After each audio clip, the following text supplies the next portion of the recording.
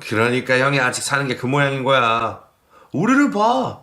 사업에서 저 자식 편하게 먹게 살게 해주고 외제차에 좋은 집을 누리고 있잖아? 우리 보면 부럽다는 생각이 들지 않아? 그래, 부럽지. 그런데 너희처럼 사는 사람보다 나처럼 평범하게 사는 사람이 훨씬 많아. 그러니까 너희 돈 잘 버는 이야기는 그만해라. 그이는 시동생들에게 무시를 당하는 말을 자주 들었지만 화 한 번 내지 않고 묵묵히 들어주고 그러려니 하며 넘겨버렸어요. 그리고 저 역시 동서들에게 무시당하는 말을 매번 들었습니다. 형님, 혜성이 유치원 어디로 보내기로 했어요? 사립? 영어 유치원? 아니, 국립유치원에 들어가게 됐어.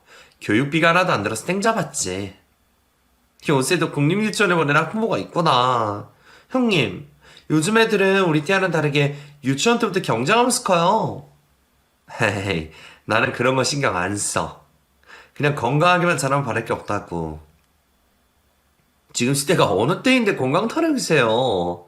나중에 혜성이가 왕따 당하지 않게 하려면 영어랑 사교육에 투자를 좀 하셔야 된다고요. 혜성이랑 아주버님처럼 살게 하고 싶지 않으실 거 아니에요. 그게 무슨 소리야? 내 남편처럼 사는 게 어때서? 몰라서 물어요? 전분내 나와서 손바닥만한 회사 다니잖아요. 형님 아들을 불쌍하게 만들지 마시고 트렌드에 맞게 교육을 시키셨으면 좋겠네요. 예전에는 동서들이 이런 말 하면 기분이 나빠서 말다툼을 하곤 했는데 제 성격이 남편이 닮아가면서 한 귀로 흘려버리고 말았습니다. 어차피 길게 대화해봤자 동서들은 자기들 잘난 맛에 사는 사람들이기 때문에 끝까지 저를 무시할 거였으니까요. 이런 동서들은 콧대만 높은 게 아니라 돈으로 서열을 나누고 움직였습니다. 평범한 저의 말은 가볍게 무시하는 게 보통이었고 제 바로 밑에 돈 많은 동서의 말대로 행동하는 게 일상이었습니다. 동서들, 며칠 뒤면 시어머니 칠순인 거 알지? 우리가 모여서 직접 생신상을 차려주는 게 어떨까 싶은데? 형님, 촌스럽게 누가 생일상을 직접 차려요. 그냥 용돈 50만 원씩 보내드리도록 하고 모이지 말죠? 그러자 밑에 동서들이 그 말에 동요하며 저를 꼰대 취급하더군요. 하지만 저는 시골에서 홀로 외롭게 사시는 시어머니를 위해 따뜻한 밥 한 끼 차려드리고 같이 웃고 떠들며 좋은 추억을 만들어주는 게 돈을 드리는 것보다 좋을 거라 생각했습니다. 동서들은 둘째 동서의 말대로 시골에 내려오지 않고 시어머니께 돈을 보내드리는 것으로 끝내더군요. 그래서 제 남편 둘이서만 시댁을 찾아가 생일상도 차려드리고 재미난 나들이도 함께 했습니다. 어머님, 동서들은 다 바빠서 오지 못한다네요. 서운하셔도 이해를 해주세요. 그럼 이해하지. 그래 난 너희 둘만 와줘서 오히려 더 좋다. 에이, 그래도 자식들이 모두 모이면 더 좋죠. 다음 생신 때는 꼭 다 모여서 시끌벅적하게 잔치를 열어드릴게요. 그렇게 말씀을 드리긴 했지만 지키기에는 어려운 약속이라는 생각이 들었네요. 세월이 지나가며 시동생들은 시어머니를 찾아가는 날이 점점 줄어들었습니다. 명절에도 각자의 처가에 간다며 코빼기도 보이지 않더라고요. 동서들은 시어머니께 돈 몇 푼 붙여드리는 것으로 시댁에 가는 걸 생략해버리더군요. 그래서 저와 남편만이 시어머니를 찾아뵙고 자식 노릇도 해드리고 말동무가 되어 실컷 웃게 해드렸습니다. 그런데 얼마 뒤 시동생들이 중요하게 할 말이 있다며 시댁에서 모이자고 하더군요. 무슨 큰 문제가 있나 싶어 걱정되는 마음으로 시댁에 찾아갔는데 시동생들이 같이 사업을 크게 하고 싶다는 말을 꺼냈답니다. 형, 엄마, 우리끼리 이미 이야기가 되어 있었는데 아무래도 두 사람에게도 기회를 주면 좋겠다 싶어서 이렇게 다 모인 거야. 뭔데 그렇게 비장하게 말하는 거야? 뭔진 모르겠지만 말해봐. 형, 우리 사업을 같이 해보는 게 어때? 내가 구상은 다 해놨어. 형이랑 엄마는 투자만 해주면 돼. 뭐야, 지금 너네 사업한다고 투자라고 부른 거니? 야, 엄마, 내가 돈이 어디 있고 엄마가 무슨 돈이 있냐. 사업은 너희들끼리 하든가 해라. 형, 내가 구상한 아이템 무조건 대박이야. 투정 안 하면 매달 돈 받아서 하게 될 거라고. 돈이 없으면 대출을 받으면 되니까 엄마랑 형이 3억씩 마련해서 우리 사업에 도움을 주는 게 어때? 그러자 남편은 이미 대출금을 갖고 있는 사정을 설명하고 추가 대출이 어렵다는 말까지 해줬습니다. 그리고 시어머니도 담보 하나도 없고 모아둔 돈도 없는데 어떻게 3억이라는 돈을 마련하겠느냐며 미안하지만 함께 할 수 없다고 하셨어요. 저야 뒤에서 가만히 듣고 있었는데 당연한 대답이 나와서 아무렇지 않게 있었죠. 그런데 시동생들이 짜증을 내며 남편과 시어머니에게 비난하는 말들을 쏟아내더라고요. 형은 그 나이 먹고 나지 그 모양이야? 쪽팔리지도 않아? 꼴랑 3억 대출 받는 게 어려워. 그냥은 무난하게 사는 게 좋은가 보지. 그냥 우리끼리 하자. 돈이야 다른 데서 구하면 되잖아. 그러자. 우리가 괜히 찾아온 것 같다? 그런데 엄마 진짜 한 푼도 없는 거야? 우리한테 줄 유산 같은 거 없어? 아니다. 내 괜한 말을 했네. 일상 거지처럼 살아온 사람한테 기대를 하는 게 아니었어. 시동생들이 선 넘는 말을 해서 남편이 따끔하게 한 소리 하더군요. 이 녀석들아, 그게 무슨 말버릇이야. 엄마는 우리 오형제들 키우느라 평생을 희생하셨어. 너희들이 번듯한 사업을 하고 잘 살게 된 건 모두 엄마의 공이라고. 웃기는 소리 하네. 엄마 우리한테 지금 뭐가 있다고 그따위 말을 해? 지긋지긋한 가난에 얻어이게해서 우리가 발버둥을 치고 악착같이 살아서 이뤄낸 걸 결과라고. 형은 거지처럼 사는 게 익숙한지 몰라도 우리는 아냐. 아휴, 마음대로 생각해라. 다 큰 놈들한테 화를 내봐야 뭘 하겠니? 엄마 괴롭히지 말고 그만 가봐라. 시동생들이 짜증을 내며 자리를 박차고 일어나자 이번에는 동서들이 저에게 막말을 시작했습니다. 형님 인생도 참 딱하네요. 능력 없는 남편하고 하루살이처럼 사시니 불쌍하다고요. 내가 형님이었으면 당장 이혼했을 겁니다. 맞아요, 형님. 남자라면 응당 마누라를 고생시키면 안 되는 거잖아요. 그런데 형님 얼굴 보면 고생을 얼마나 많이 하는지 보인다고요.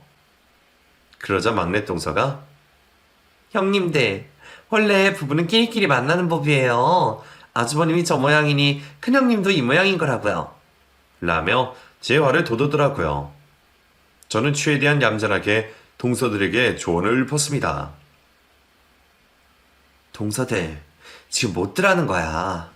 니들이 뭔데 내 남편을 욕하고 내 인생 처지를 걱정하는 거야? 나와 남편 행복하게 잘 살고 있고 아무런 문제도 없어. 동서들한테 욕먹을 짓 하지 않았으니까 훈계하듯이 막말 좀 하지 마. 부탁 좀 할게. 제 말을 들은 동서들은 하나같이 혀를 참아 비웃었어요. 저에게 꼭 가진 거 없고 빈티나는 사람들이 자존심만 세서 조언을 귀담아 듣지 않는다고 하더라고요. 말이 통하지 않을 걸 알았기 때문에 더는 동서들과 말을 섞지 않았습니다. 그리고 얼마 뒤 시동생 넷이 동업으로 크게 사업장을 열었어요. 초대를 받아 남편과 찾아갔는데 사무실이 어마어마하게 크더라고요. 또 인테리어는 얼마나 화려하게 장식했던지 있는 돈을 다 쏟아부은 것 같았네요. 사업장에는 많은 손님들이 와서 발디딜 틈이 없었고 음식을 준비하고 치울 일손이 부족한 것 같아 제가 팔을 걷어붙이고 도와주기 시작했습니다. 동서들은 다들 화려한 옷을 뽐내며 와인잔을 들고 사모님 놀이를 하고 있었죠. 이윽고 아주머니들을 도와주는 저를 본 동서들이 뒷담화를 시작했습니다. 형님, 큰형님 좀 보세요. 일하는 아줌마들이랑 섞여 있으니까 구분이 가지 않네요? 사람은 생긴 대로 사는 법이지. 누가 보면 식모가 따로 없어 보이지 않아? 우린 저렇게 되지 말자. 형님, 좀 전에 누가 큰형님이 누구냐고 물어서 저희 집 파출부라고 말해줬는데 잘한 거 맞나요? 그럼 아주 잘했어. 우리랑 동서지간이라는 게 알려지면 좋을 게 뭐가 있겠어? 안 그래도 큰아주버님이랑 형님이 여기 온 게 불만이었다고. 멀찌감치 떨어져서 말도 섞지 말자. 누가 물어보면 파출부 아줌마라고 둘러대고 소개 같은 거 해주지 말고. 동서들이 심한 말을 하며 저를 무시하는데 기분이 언짢고 화도 났습니다. 하지만 사업장에서 큰 소리 내는 게 실례였으니 가만히 참고 있었어요. 그리고 남편 역시 시동생들에게 똑같은 무시를 당하며 어색하게 서 있더라고요. 그래서 조금의 시간이 지나고 그의 손을 잡고 사업장에서 나왔습니다. 저희가 간다고 인사를 했는데 시동생들과 동서들은 들은 채도 하지 않더라고요. 저희가 부끄러우면 초대를 하지 말지 뭐하러 불렀나 싶었습니다. 시동생들의 사업은 시작과 동시에 크게 번창했어요. 동서들은 전부 다 색이 좋아졌다며 명품 쇼핑을 하고 나서 꼭 저에게 카톡으로 자랑을 했답니다. 형님, 이 가방 어때요? 500만원짜리인데 꽤 쓸만해 보이죠? 예쁘네. 그런데 너무 비싼 거 아니야? 형님 수지는 비싸겠죠. 저한테 이 정도는 껌이에요? 그래. 좋겠다, 동서. 부러우면 부럽다고 하세요. 형님은 평생 이런 가방 매볼 일 없으니 얼마나 부럽겠어요? 동서, 난 명품에 관심이 없어. 괜한 말 하지 말고 다음에 연락하자. 명품에 관심이 없는 게 아니라 못 올라갈 나무라서 포기하고 사시는 거 아닌가요? 여하튼 우리들은 이렇게 잘 살고 있어요. 다음에 또 안부 연락 드릴게요. 안부가 목적이 아닌 저를 무시하고 짓밟고 싶어서 연락한 게 분명해 보였죠. 동서대 나이가 40을 넘겼는데도 철딱선이 없는 행동과 말에 안타까움이 들곤 했답니다. 저는 매년 시댁에 가서 김장을 해서 그해 겨울에도 변함없이 시어머니와 김장할 계획이었어요. 동서들은 김장값을 시어머니께 드리고 김치를 얻어먹었는데 이번에도 시댁에 내려오지 않겠다고 하더군요. 그래서 저 혼자 시댁에 내려갔더니 시어머니가 몸이 편찮으셔서 누워 계셨습니다. 김장이고 뭐고 병원에 모셔야 할 것 같아서 그리했는데 의사 선생님이 시어머니의 허리와 관절이 정상이 아니라며 무리한 일은 절대 하시면 안 된다고 하시더라고요. 그래서 약을 처방받고 시댁으로 돌아왔답니다. 시어머니는 배추가 200포기나 준비되어 있어서 저 혼자 김장을 하기 무리가 있다며 일어나시려 했어요. 어머님, 의사 선생님 말씀 못 들었어요? 지금 몸도 안 좋으신데 김장까지 하시면 쓰러지실 거라고요. 그럼 이 많은 배추를 혼자 김장하겠다고? 그건 안 될 소리야. 제가 동서들한테 연락을 돌려볼게요.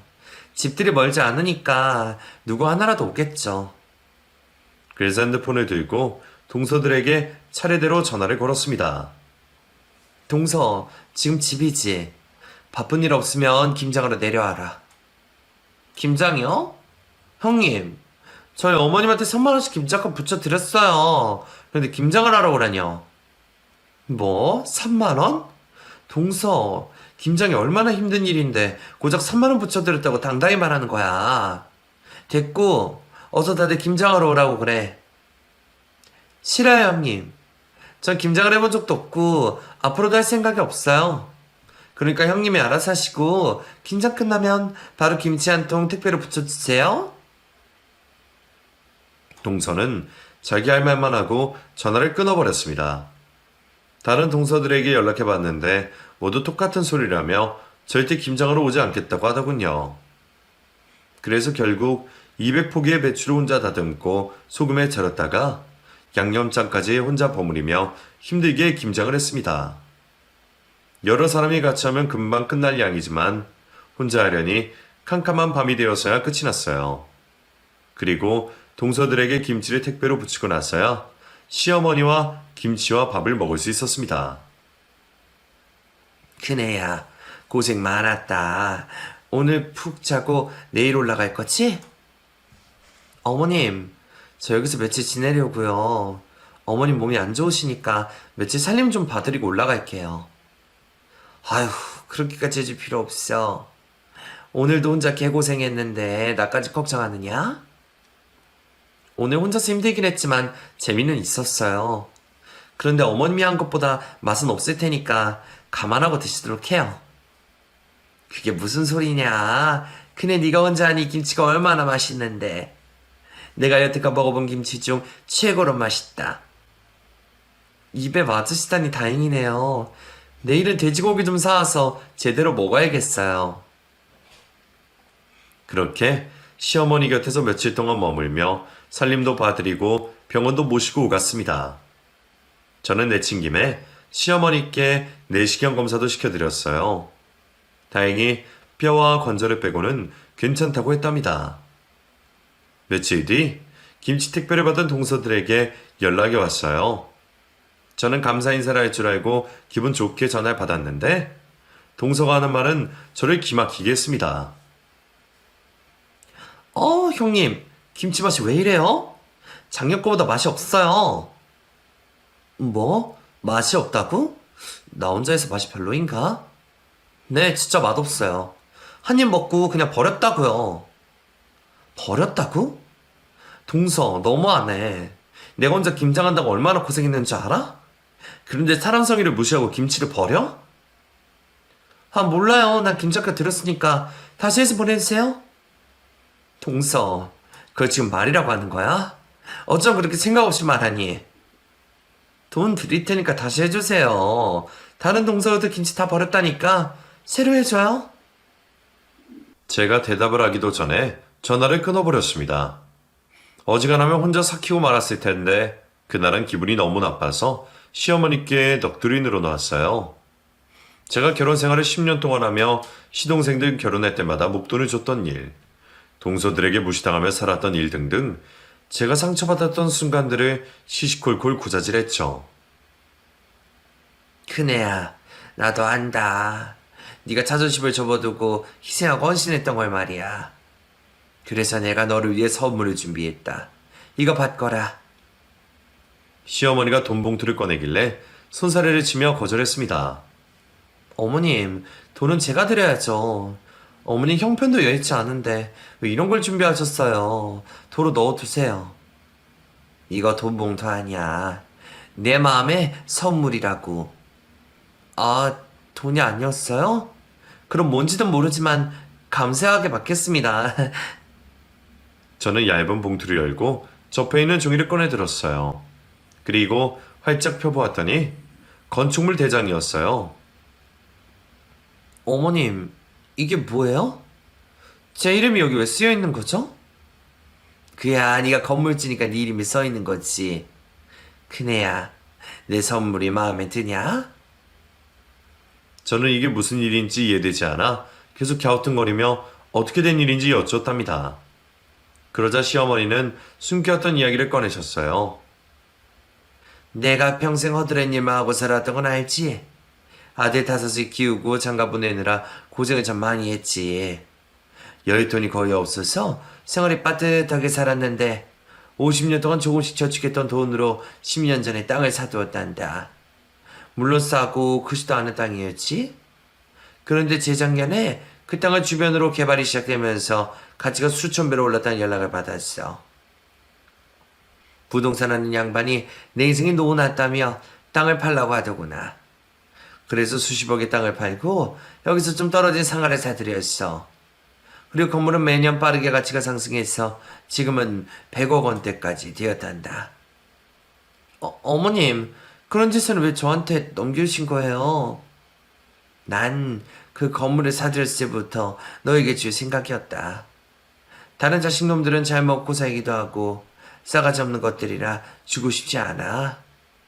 진작부터 너에게 줄 마음이었으니까 기분 좋게 받아주거라. 하지만 저는 너무 큰 재산을 받는 게 부담스럽고 내키지 않았습니다. 시동생들과 동서들이 알면 난리가 날 것 같으니 유산을 분배해서 나눠주는 게 어떻겠느냐며 여쭈어 봤답니다. 큰애야, 내 유산은 온전히 너만 받았으면 좋겠다. 네가 내 아들과 결혼해 10년 동안 나를 행복하게 해줬지 않니? 내 평생 기쁘고 좋았던 순간에 꼽자면 모두 너와 함께한 시간이었다. 그리고 네가 이 재산을 어디로 쓸 애가 아니니 믿고 주는 거야.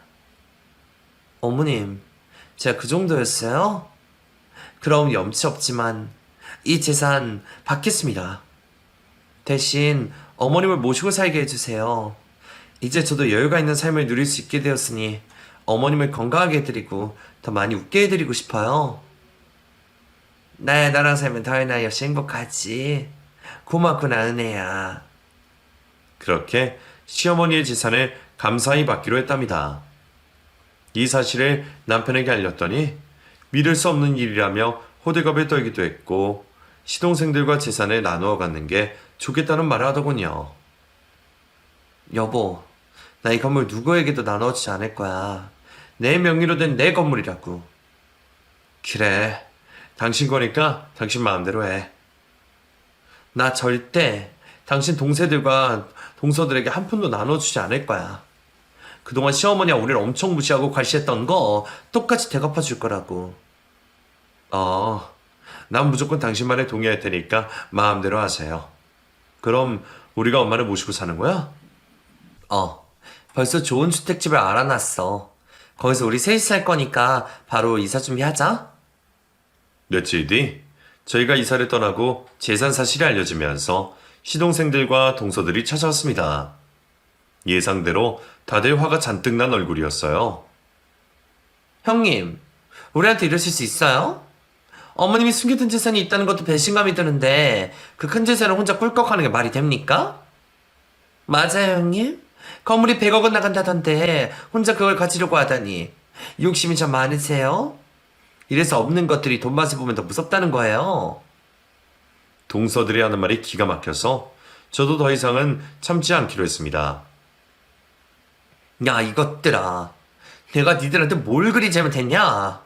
그동안 니들 행동과 말들을 꾹 참아왔는데 오늘부터는 그렇게 안 할 거야. 이 싸가지 없고 이기적이고 돈에 미친 것들아. 잘 들어. 내 건물이 탐나겠지만 니들한테 10원 한 장 내어주지 않을 거야. 어머머, 형님이 이렇게 화를 잘 내시는 분이셨어요? 진짜 돈에 미쳤나 보네. 형님, 재산을 똑같이 나누지 않으면 저희도 가만히 있지 않을 거예요? 가만히 있지 마. 뭘 하든 상관 안 해. 그러자 시동생들이 남편에게 재산을 나누지 않으면 고소를 하겠다며 으르렁댔습니다. 자기들이 받아야 할 당연한 권리라며 큰 소리를 쳐댔죠. 하지만 남편은 제 의견을 존중해줘서 시동생들에게 절대 재산 나눌 일이 없으니 고소를 하라고 대답하더라고요. 그래서 결국 시동생들이 저를 상대로 고소를 했습니다. 저는 시어머니가 소개해준 변호사와 법정에 들어갔어요. 여러 이야기들이 오갔지만 재산을 넘겨준 시어머니가 판사님에게 간곡하게 부탁을 하셨답니다. 당신의 재산을 누구도 아닌 큰 며느리인 제가 모두 가지길 바란다면서 말이죠. 결국 시어머니와 저의 바람대로 재판에서 이기게 되었습니다. 시동생들과 동서들은 악을 써대며 욕을 퍼부어대더라고요. 형님, 인생 그렇게 사는 거 아니에요. 그 집처럼 살 때는 우리 앞에서 큰 소리 한번 치지 못하더니 큰 재산이 생겼다고 이렇게 막 나오시니 어이가 없다고요. 여하튼 그 많은 재산 가지고 얼마나 잘 사는지 보겠습니다. 우린 이제 형님이랑 인연을 끊을 테니 다시 볼 일은 없을 거예요. 동서들 결정이 그렇다면 할 수 없지. 그럼 잘들 살아봐. 그렇게 저와 남편은 시동생 식구들과 연을 끊어버리고 시어머니와 셋이 살기 시작했습니다. 저는 일을 그만두고 시어머니를 모시며 여가를 즐기며 지냈고 남편은 직장을 관두고 제 건물을 관리하게 되었습니다. 1년 동안 제 건물은 시세가 더 많이 올라서 120억 원의 가치가 되었답니다. 시어머니가 저와 함께 지내니 건강도 좋아지셨고 얼굴도 환하게 펴져서 이래저래 좋은 일들만 있어서 더 바랄 게 없었네요. 바뀐 인생을 만끽하며 잘 살고 있었는데 얼마 뒤 안 좋은 소식을 듣게 되었습니다. 시동생들이 전 재산을 털어서 시작했던 사업이 쫄딱 망해서 하루아침에 알거지가 되었다네요. 그래서 돈이 급해진 시동생들과 동서들이 저를 찾아왔습니다. 형님, 오랜만이에요. 그동안 얼마나 잘 지내셨어요? 얼굴이 활짝 피셨네요. 보기 싫은 사람을 안 보고 사니까 스트레스 받을 일도 없고 살만하더라고. 다들 여기 웬일이세요? 형님, 여기는 우리 모두 망했어요. 그것도 아주 처절하게요. 아무래도 형님 도움이 절실해서 찾아왔습니다. 형님, 저희한테 재산을 좀 나눠주시면 안 될까요? 많이 달라고는 안 할 테니 몇 억씩만이라도 주세요. 동서, 나한테 돈 맡겨둔 거 있어? 어디서 돈 내오느라고 지랄이야. 다음 주에 저를 찾아와서 협박하는 거야? 이거 무서워서 안 되겠네. 경찰을 부르든가 해야지. 형님, 무슨 말씀을 그렇게 하세요? 우린 협박하러 온 게 아니라 부탁을 하러 온 거예요. 어쨌든 나는 니들한테 줄 돈 따위는 없어. 그럴 돈 있으면 불우이웃을 돕고 말 거라고. 서방님들 그렇게 잘난 척하더니 꼴 좋습니다. 내 남편을 그렇게 괄시하더니 결국은 이렇게 됐네요. 다들 꺼지세요. 소금 뿌리기 전에. 그러자 시동생들과 동서들이 더러워서 그냥 간다며 떠났습니다. 하지만 하루 만에 다시 찾아와 돈이 절실하게 필요하다며 구걸하기 시작했습니다. 형님, 저희 좀 도와주세요. 다들 빚더미에 앉아서 당장 길바닥에 나앉게 생겼다고요. 그럼 길바닥에 앉아서 살면 되잖아. 형님, 저희 농담할 기분 아니에요. 형님 건물값이 120억이 넘는다면서요. 그 많은 재산을 가졌으면 조금이라도 베풀어 주실 수 있는 거 아닌가요? 돈 맛을 보더니 헷가닥해서 동생들이 눈에 들어오지도 않아요? 내가 니들한테 돈을 왜 주지 않는다고 생각해? 내 욕심이 많아서? 절대 아니거든. 니들이 그동안 나와 내 남편 그리고 시어머니가 어떻게 됐는지 생각해봐. 그럼 내 마음을 조금은 알 수 있을 테니까. 여기 와서 아무리 돈 달라고 협박해도 난 눈 하나 깜짝 안 하니까 찾아오지 마. 그러자 시동생 하나가 무릎을 꿇더군요. 자, 다들 무릎 꿇어. 지난날에 사과하는 게 우선이라고. 이윽고 나머지 시동생들과 콧대 높은 동서들이 처량하게 무릎을 꿇었습니다. 하지만 그건 일종의 쇼였어요. 어떻게든 돈만 받으면 그만이란 생각을 가졌으니 말이죠. 그래서 전 눈앞에 있는 인간들의 머리 위에 앉아 생각을 정리하고 말했습니다. 그렇게 돈이 필요하면 나한테 잘 보여봐요. 서방님들은 제 남편 밑에서 건물 청소랑 경비를 해서 월급쟁이로 살아봐요. 정신 차리고 열심히 일하면 내 마음이 열려서 재산을 나눠줄지도 모르겠네요. 그리고 동서들은 우리 집에 파출부로 일하도록 해. 자기들이 날 파출부 취급했으니 직접 파출부가 돼서 살아보면 재밌을 것 같아. 어머님을 편안하게 해주는 식모가 되어준다면 내 마음이 열려 재산을 크게 떼어줄지도 모르니까. 결정은 여러분들이 알아서 해. 형님, 저희더러 파출부로 일하라고요? 그리고 시동생들 경비로 쓰겠다니 진짜 너무하시는 거 아니에요? 너무하다 싶으면 그냥 돌아가면 되잖아. 내가 억지로 시키는 것도 아닌데 흥분할 필요 없잖아?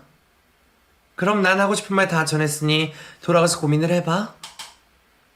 그러자 식구들은 자리를 박차고 성질을 내며 돌아갔습니다.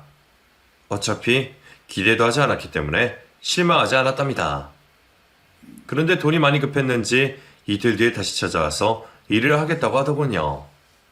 남편은 시동생들을 건물 청소와 경비를 시키게 되었는데 제대로 하지 않으면 가차없이 잘라버리겠다고 으름장을 놓았습니다. 저 역시 파출부로 제대로 일하지 않거나 시어머니 심기를 건드리면 무조건 잘라버리겠다고 통보했답니다. 처음 파출부를 시작한 동서들은 서로에게 일을 떠넘기며 제대로 하지 않더라고요. 동서, 지금 일하기 싫어서 밑에 사람한테 떠넘기는 거야? 아니에요, 형님. 셋째가 요령 피워가며 일하길래 제가 일을 따라줬어요? 누구 마음대로 일을 시켜. 여기 네 사람 모두 이 집 식모야.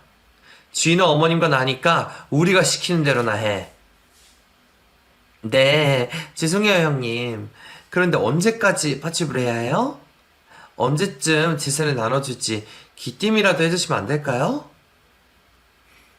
누가 재산을 나눠준대? 니들이 하는 거 보고 생각을 해보겠다고 했지 내 돈을 준다고는 하지 않았다고? 그럼 안 줄 수도 있다는 거예요? 형님, 진짜 너무하시네요.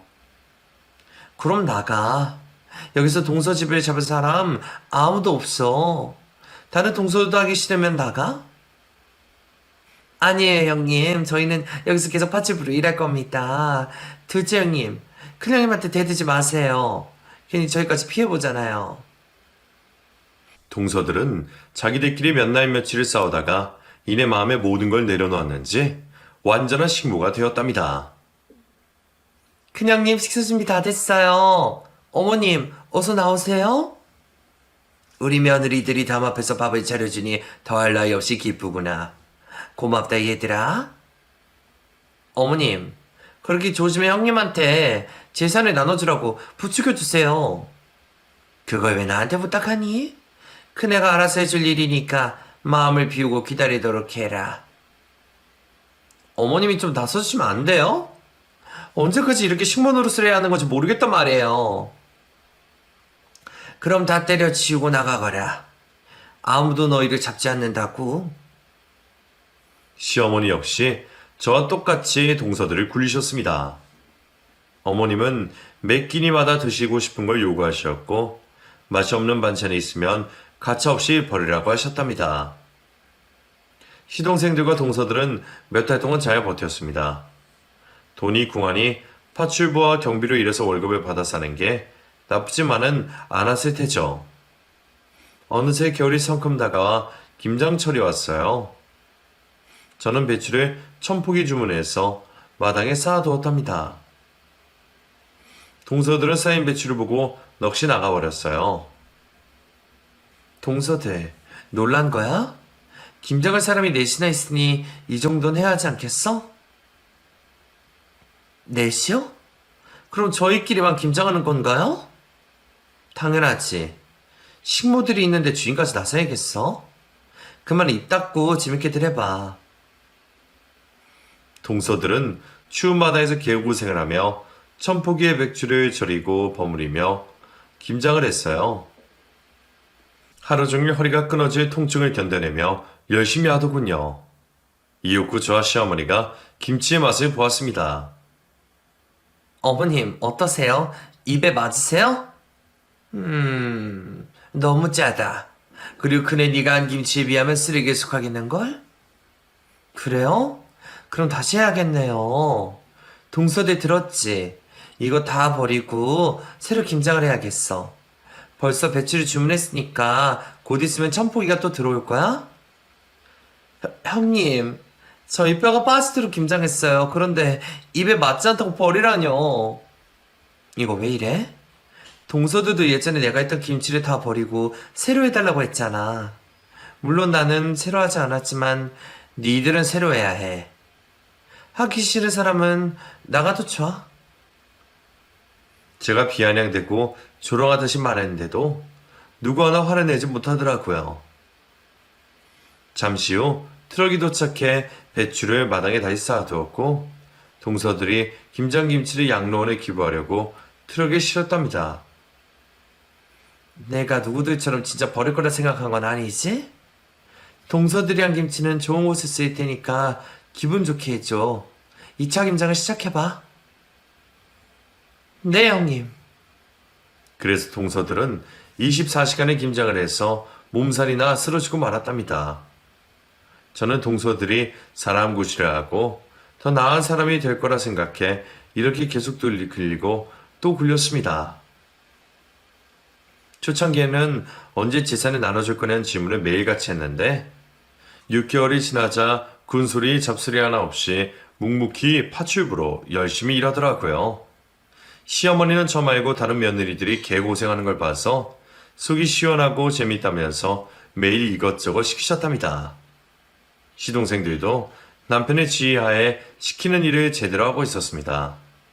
건물 청소는 물론이고 냄새나는 화장실 청소도 마다하지 않고 매일 깨끗하게 청소하더라고요. 남편은 저에게 이렇게 동생들을 인간답게 살게 해주니 너무 좋다고 말했습니다. 여보, 당신 재산 나눠줄 생각 없는 거지? 이대로 쭉 부려먹으면서 월급쟁이로 살게 할 작정인 거지? 역시 당신은 내 남편이 맞네. 내 속을 훤히 들여다보고 있으니 말이야. 맞아. 당신 동생들이랑 동서들이 아무리 열심히 일한다고 해도 내 재산을 나눠줄 생각은 추호도 없어. 그래, 잘 생각했어. 내 동생들한테 목돈이 생기면 또 사업한다고 나대기만 할 거라고. 그렇게 고생하면서 돈을 벌면서 삶이 얼마나 기주한지 깨닫고 살았으면 좋겠어. 우리가 그동안 거시당했던 거 잊지 말고 끝까지 동생들 머리 위에 앉아서 맏형 노릇을 해. 나도 동서들이 어머니께 평생 충성하면서 살게 할 테니까. 그래서 저희는 시간이 흘러도 재산을 나눠주지 않고 똑같이 부려먹으며 살고 있답니다.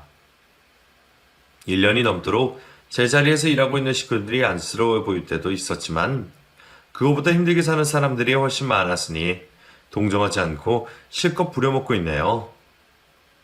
저의 복수는 아직도 현재 진행 중이에요. 시동생들과 동서들이 얼마나 갈지는 모르겠으나 그들이 깨우치고 열심히 살았으면 하는 바람이 듭니다. 제가 동서들을 조련하고 사는 게 불편해져서 보이실 분들도 계시겠지만 과거에 제가 당했던 수모를 떠올리면 이 정도는 아무것도 아니니 이해해 주시기 바랍니다. 지금도 형제들과 갈등을 겪는 분들이 계시다면 제 이야기로 아주 조금이라도 위안이 되었으면 좋겠네요. 그럼 저의 사연을 여기서 줄이고 그만 물러가 볼게요. 모두 행복하시고 따뜻하고 아늑한 하루 보내시길 바랍니다.